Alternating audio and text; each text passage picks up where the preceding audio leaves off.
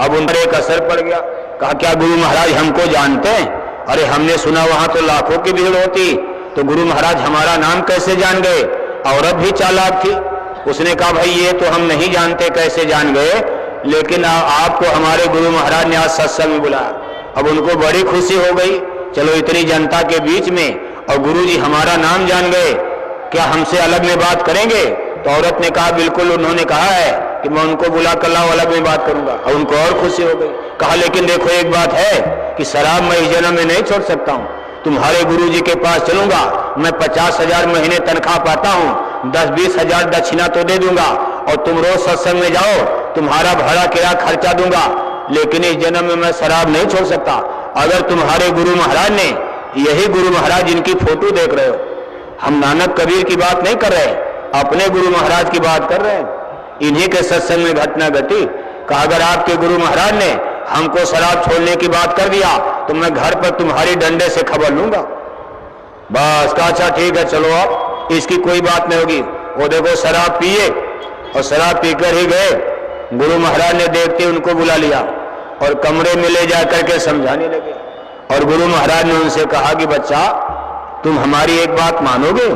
उन्होंने कहा गुरु जी एक नहीं 10 बात मानूंगा, लेकिन ये शराब वाली बात हमसे मत कीजिएगा, शराब छोड़ने के लिए मत कहिएगा, बाकी जितना हुक्म दीजिए मैं मानूंगा। तो गुरु महाराज ने कहा नहीं ठीक है, मैं शराब छोड़ने के लिए नहीं कहूंगा, अंडा खाने के लिए मैं छोड़ने के लिए नहीं कहूंगा, लेकिन मेरी एक बात मानोगे, हमसे वादा तो करो। उन्होंने कहा इसके अलावा जितना आप कहोगे मैं मान लूंगा। तो गुरु महाराज ने कहा बच्चा तुम जो भी चाहो दुनिया में करो, लेकिन हमारी एक बात याद रखो, हमको एक वचन दे दो कि मेरे सामने तुम शराब नहीं पियोगे। वो लगे सोचने, अब उनको क्या पता। अरे उन्होंने कहा गुरुजी तो साल भर के बाद फिर यहाँ आएंगे, अब न जाने हमारे गांव शहर में कब आएंगे और न जाने हमसे फिर भेंट होगी कि नहीं होगी। अरे कहा बिल्कुल आपके सामने नहीं पीऊंगा। कहा बिल्कुल जहां चाहो पियो, लेकिन हमारे सामने शराब मत पीना। अब वचन तो दे दिया।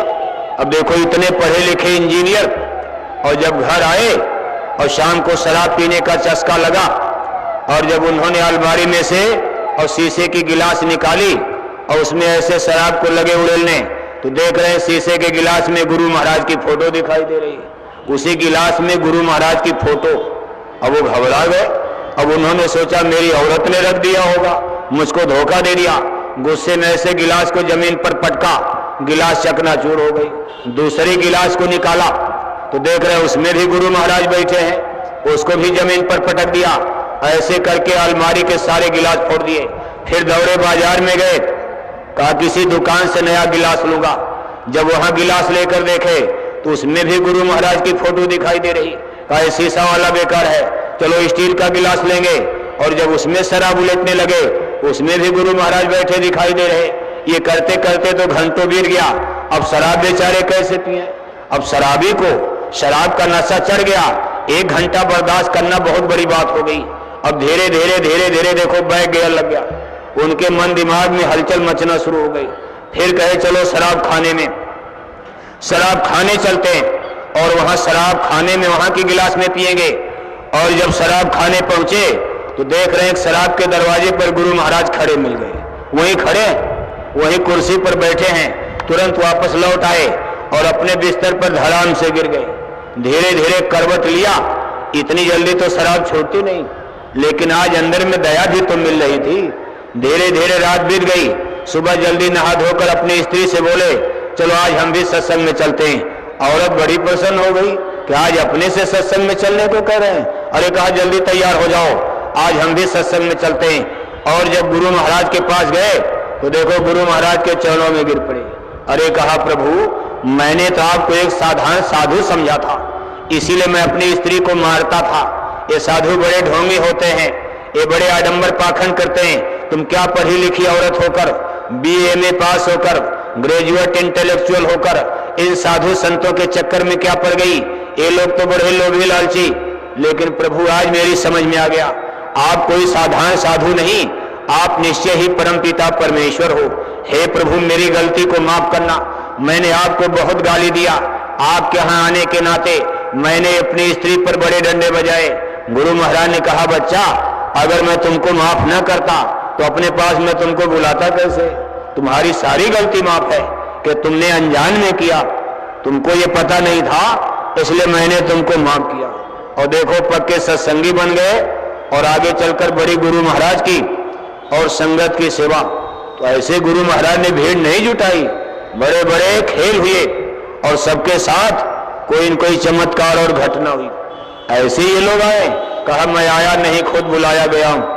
कोई न कोई बुलाया है, कोई न कोई हस्ती और शक्ति, किसी जन्म का पुण्य संस्कार आपके पीछे लगा रहा और आप इस दरगाह में चले आए।